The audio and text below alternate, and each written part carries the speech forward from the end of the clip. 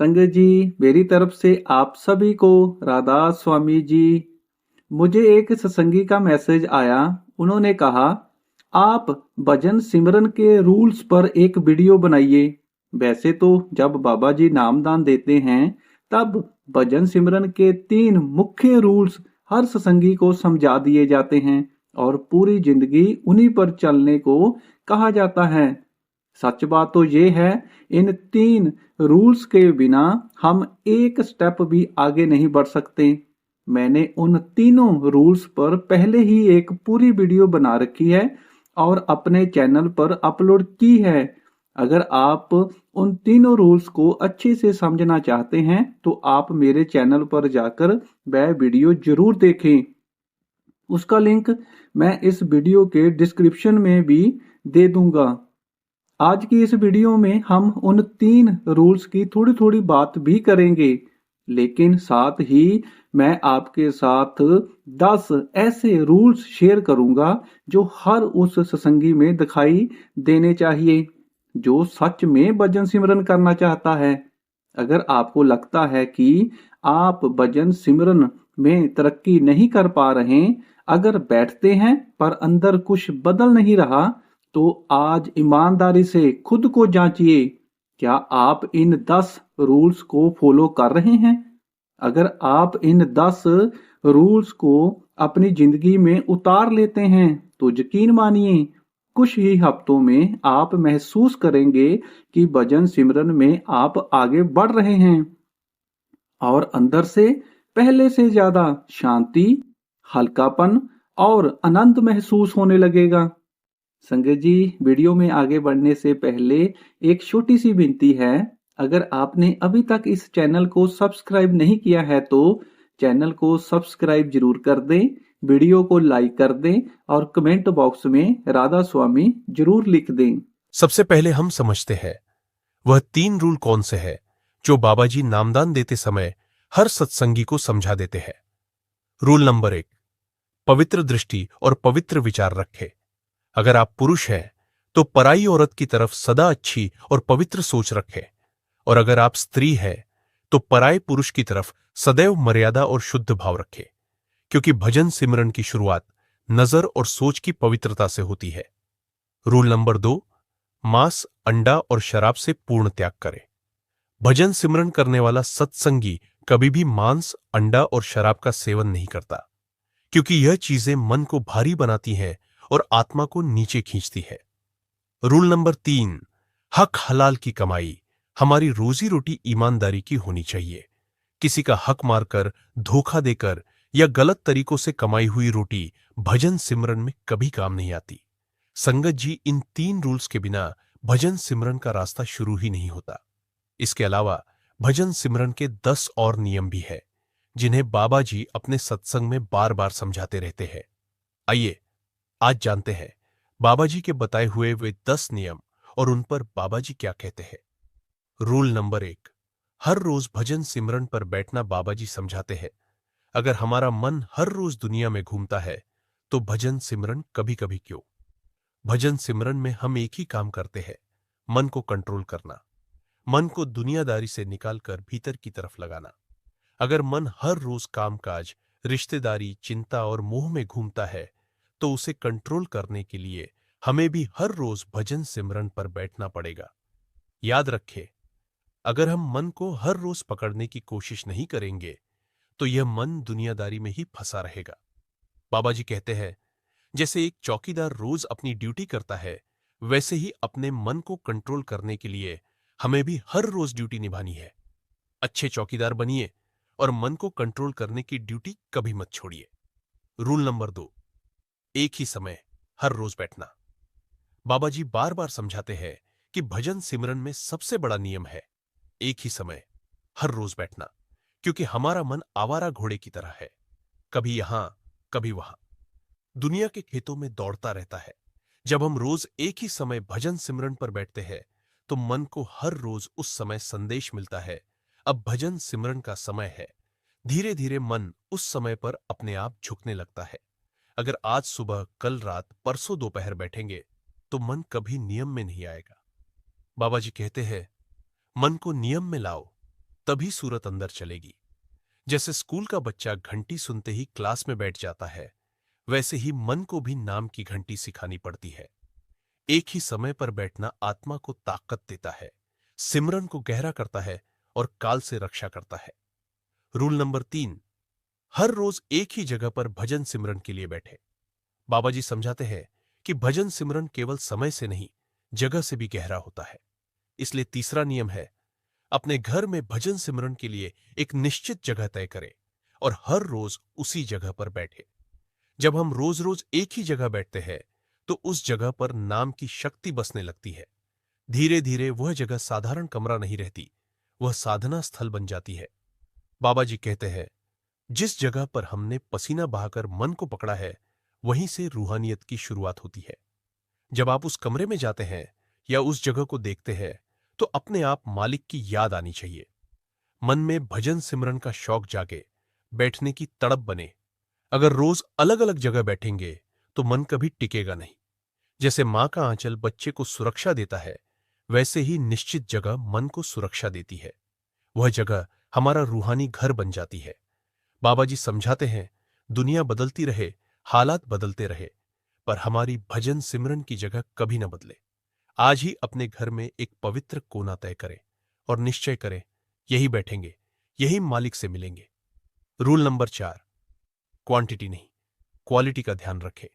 आप जब भी भजन सिमरन पर बैठे तो कभी मत सोचे कि मैं इतने दिन से भजन सिमरन पर बैठ रहा हूं, मैं हर रोज इतने घंटे भजन सिमरन पर बैठता हूं। इससे मन में अहंकार पैदा होने लगता है। गिनती करने की बजाय हमारा ख्याल इस पर होना चाहिए कि हमारा ध्यान कितने समय के लिए अंदर टीका। जितना समय, जितने दिन हम भजन सिमरन पर बैठे, वह अंदर जाने की तैयारी थी। जितना टाइम ध्यान अंदर टीका, वो उस भजन सिमरन का असल फल था। अंदर ध्यान कितने समय के लिए टीका, उस समय को भी हमें बढ़ाते जाना है। हो सकता है हम दिन में 2.5 घंटे भजन सिमरन पर बैठते हैं, लेकिन उस 2.5 घंटे में से अंदर ख्याल सिर्फ 10 मिनट ही टिका। अब उस 10 मिनट को बढ़ाते बढ़ाते 2.5 घंटे तक लेकर जाना है। जब यह असल समय आपका आधे घंटे के लिए भी बन जाए तो आपका नजरिया इस दुनिया से बिल्कुल ही बदल जाएगा। इसलिए आप उस समय पर ध्यान न दें कि आप कितने समय के लिए भजन सिमरन पर बैठे। आप उस समय पर ध्यान दें जितना समय आपका मन अंदर तीसरे तिल पर टीका। यह समय कौन सा होता है? जब भजन सिमरन करते समय हमें अपने आप की सुध-बुध न रहे, शरीर की याद न रहे और इस दुनिया की कोई खबर न रहे, तो समझ लेना उस समय हमने अपना सारा वक्त तीसरे तिल पर गुजार दिया। उस समय हम केवल नाम नहीं जप रहे होते, हम नाम बन रहे होते हैं। वहां ना मैं रहता है, ना तू रहता है, ना दुनिया रहती है। रूल नंबर 5, अंदर जाने की जल्दी न करें। बाबा जी समझाते हैं कि भजन सिमरन में सबसे बड़ी भूल है जल्दी करना। हम सब जानते हैं कि कई सालों से, कई जन्मों से हमारा ख्याल बाहर की दुनिया में ही भटकता आया है। अगर ख्याल पहले ही अंदर लग गया होता तो आज हम इस दुनिया में ही न होते। अगर है तो इसका मतलब साफ है, हमारा ख्याल बाहर ही रहा है। अब जब इतने जन्मों की आदत है बाहर रहने की, तो ख्याल एकदम से अंदर कैसे चला जाएगा? अंदर जाने में महीने लग सकते हैं, साल लग सकते हैं और कभी-कभी उससे भी ज्यादा समय लगता है। लेकिन कई सत्संगी जल्दी करने लगते हैं। कुछ दिखाई क्यों नहीं देता? कुछ सुनाई क्यों नहीं देता? और जब कुछ ही दिनों में कुछ नहीं होता, तो मन टूट जाता है। यही मन जीत जाता है। मन कहता है, सब बेकार है, मेहनत छोड़ दो, और हम मन के गुलाम बन जाते हैं। बाबा जी कहते हैं, धीरज रखो, नियम निभाओ, फल अपने आप मिलेगा। जैसे गुरु बताते हैं, वैसे ही धीरे धीरे कदम बढ़ाते जाओ। जल्दी नहीं, गहराई चाहिए। धैर्य ही भजन सिमरन की असली ताकत है। रूल नंबर 6, गुरु की संगत में बैठे। बाबा जी समझाते हैं कि भजन सिमरन अकेले की साधना नहीं है, संगत उसकी ताकत है। हम दिन भर दोस्तों से मिलते हैं, इधर उधर की बातें करते हैं, काम की, दुनिया की, रिश्तों की। इन बातों का भजन सिमरन से कोई लेना देना नहीं होता। नतीजा ये होता है कि मन बाहर की तरफ ही चलता रहता है और रात को बैठते समय उसी में खोया रहता है। इसलिए बाबा जी कहते हैं, ऐसी संगत चुनो जो तुम्हें ऊपर ले जाए। जब आप उन सत्संगियों के साथ बैठेंगे जिन्हें भजन सिमरन का शौक है तो बातचीत भी भजन सिमरन की होगी। फिर नाम की बातें, अनुभव की बातें, गुरु की बातें। और जब रात को आप भजन सिमरन पर बैठेंगे तो मन जल्दी से अंदर टिकने की कोशिश करेगा। संगत मन को मोड़ देती है, रुख बदल देती है। इसीलिए कहा गया है, जैसी संगत वैसा रंग। गुरु की संगत मन को शुद्ध करती है और आत्मा को मजबूत बनाती है। आज संकल्प लें, दुनिया की नहीं, गुरु की संगत चुनेंगे। रूल नंबर 7, मन न माने तब भी बैठे बाबा जी समझाते हैं कि भजन सिमरन का असली इम्तिहान वहीं शुरू होता है जहां मन मना करने लगता है। दिन भर की थकान होती है, काम का बोझ होता है, घर के हालात उलझे होते हैं, कभी गुस्सा, कभी चिंता, कभी उदासी। मन कहता है आज रहने दो, कल बैठेंगे। लेकिन बाबा जी कहते हैं जिस दिन मन की सुनी उस दिन हार मानी। मन का काम है टालना और आत्मा का काम है बैठना। अगर हम मन की हालत देखकर बैठेंगे तो हम कभी नहीं बैठ पाएंगे। याद रखें, एक दिन का नागा कई दिनों की मेहनत पीछे कर देता है। जैसे एक दिन का उपवास तोड़ दो तो शरीर फिर कमजोर हो जाता है, वैसे ही एक दिन का भजन सिमरन छोड़ा तो आत्मा कमजोर हो जाती है। उस दिन भले ही ध्यान न टिके, भले ही नाम भारी लगे, फिर भी बैठना है, क्योंकि वह बैठना मन पर चोट है और आत्मा की जीत है। धीरे धीरे मन झुकता है और एक दिन नाम में रम जाता है। इसलिए आज नहीं, आज ही बैठना है। रूल नंबर 8, रीढ़ सीधी रखें। बाबा जी समझाते हैं कि भजन सिमरन केवल नाम जपना नहीं है, यह पूरे शरीर की साधना है। और इस साधना की रीढ़ है हमारी रीढ़ की हड्डी। जब हम झुक कर बैठते हैं या पीठ टेढ़ी कर लेते हैं तो अंदर की ऊर्जा ऊपर नहीं उठ पाती। लेकिन जब हम रीढ़ सीधी करके बैठते हैं तो ऊर्जा अपने आप ऊपर की ओर चलने लगती है। बाबा जी कहते हैं सीधी रीढ़ आत्मा को रास्ता देती है। रीढ़ एक सीढ़ी है जिससे आत्मा ऊपर चढ़ती है। अगर सीढ़ी टेढ़ी हो तो चढ़ाई मुश्किल हो जाती है। सीधी रीढ़ से शरीर स्थिर होता है, सांस गहरी होती है और मन शांत होने लगता है। धीरे धीरे ध्यान तीसरे तिल की ओर खींचा जाता है। झुकी हुई रीढ़ आलस्य लाती है, नींद लाती है और ध्यान तोड़ देती है। इसलिए भजन सिमरन में रीढ़ सीधी रखना बहुत बड़ा नियम है। यह कोई योग का नियम नहीं, यह गुरु की दी हुई कुंजी है। जब रीढ़ सीधी होती है तो ऊर्जा नीचे से ऊपर बहती है और आत्मा घर की ओर चल पड़ती है। रूल नंबर 9, सिमरन करते रहे। बाबा जी समझाते हैं खाली मन शैतान का घर होता है। जब मन खाली रहता है तो वह इधर उधर की बातें सोचने लगता है, पुरानी कहानियां बनाता है, भविष्य के डर रचता है और यही कहानियां रात को भजन सिमरन में सामने आ जाती है। इसलिए बाबा जी कहते हैं चलते फिरते सिमरन करते रहो। हाथ काम में हो लेकिन मन नाम में हो। जब मन नाम में बिजी रहेगा तो दुनिया की फालतू बातें अपने आप कम होंगी। सिमरन मन की सफाई है और सुरक्षा कवच है। दिन भर जितना सिमरन, रात को उतना गहरा भजन। मन को कभी खाली मत छोड़ो, क्योंकि खालीपन में काल घुस जाता है। इसलिए उठते बैठते, चलते फिरते, काम करते हुए नाम चलता रहे। रूल नंबर 10, मृत्यु को हमेशा याद रखें। बाबा जी समझाते हैं कि अगर इस दुनिया में कोई सबसे बड़ा सच है तो वह है मृत्यु। हर इंसान को एक न एक दिन यह शरीर छोड़ना ही है। यह घर, यह पैसा, ये रिश्ते सब यहीं रह जाएंगे। साथ जाएगा सिर्फ भजन सिमरन। मनुष्य जन्म खाने पीने के लिए नहीं मिला, कमाने जोड़ने के लिए नहीं मिला। यह जन्म मिला है मालिक को अंदर से पाने के लिए। लेकिन हम दुनिया में ऐसे डूबे हैं कि भूल ही गए हैं हमें यहां से जाना है। फिर पता नहीं दोबारा मनुष्य जन्म मिलेगा या नहीं। बाबा जी कहते हैं जिसे मौत याद है वही जागा हुआ है। मृत्यु की याद डराने के लिए नहीं, जगाने के लिए है। यह हमें बताती है अब नहीं तो कब। इसलिए मृत्यु से पहले खूब भजन सिमरन कर लो। जब काल सामने आए तो डर नहीं, नाम खड़ा हो। आज अगर जाग गए तो बच गए, कल शायद मौका ही न मिले। संगत जी, ऊपर आपने 10 रूल सुने जिसके बिना हम भजन सिमरन में तरक्की नहीं कर पाते। मुझे उम्मीद है कि आप उन 10 रूल को अच्छे से समझ गए होंगे। अब मैं आपको यहाँ पर एक सच्ची बात सुनाना चाहता हूँ कि कैसे एक सत्संगी जो पहले इन 10 रूल को नहीं मानता था, वह सत्संगी भजन सिमरन तो करता था, लेकिन ना तो मन में शांति थी और ना ही अंदर कोई तरक्की नजर आ रही थी। वह जैसे ही बाबा जी के कहने पर इन रूल्स को स्टेप बाय स्टेप हर दिन अपनाने लगा, धीरे धीरे भजन सिमरन में तरक्की भी होने लगी। आइए अब सुनते हैं उस सच्ची बात को। संगत जी, आज मैं आपको कोई कल्पना नहीं, कोई किताब की बात नहीं, बल्कि एक सच्ची घटना सुनाने जा रहा हूं कि कैसे एक साधारण सा सत्संगी जब भजन सिमरन के रूल्स को सच में अपनी जिंदगी में उतार लेता है तो उसकी पूरी दुनिया बदल जाती है। नामदान मिला था, पर शांति नहीं थी। एक छोटे से कस्बे में एक सत्संगी रहता था। नामदान मिला हुआ था, नियमित सत्संग में जाता था, बाबा जी पर श्रद्धा भी थी, लेकिन फिर भी उसके जीवन में शांति नहीं थी। कभी गुस्सा, कभी चिंता, कभी भविष्य का डर, कभी मन की अशांति। रात को लेटता तो मन दौड़ता रहता, सुबह उठता तो मन भारी होता। एक दिन बहुत व्याकुल होकर वह बाबा जी के चरणों में बोला, बाबा जी, नामदान तो मिल गया, फिर भी मन को शांति क्यों नहीं मिलती?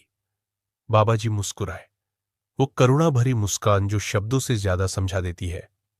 बाबा जी बोले, बेटा, नामदान बीज है और रूल पानी है, बिना पानी के बीज कैसे उगेगा? ये वाक्य उस सत्संगी के दिल में उतर गया। उसने सिर झुका लिया। उसी क्षण उसने एक निश्चय किया, अब नामदान को सिर्फ मानूंगा नहीं, बल्कि रूल्स को जी कर दिखाऊंगा। पहला संकल्प, रोज बैठना उसने तय किया। अब हर हाल में हर रोज बैठूंगा।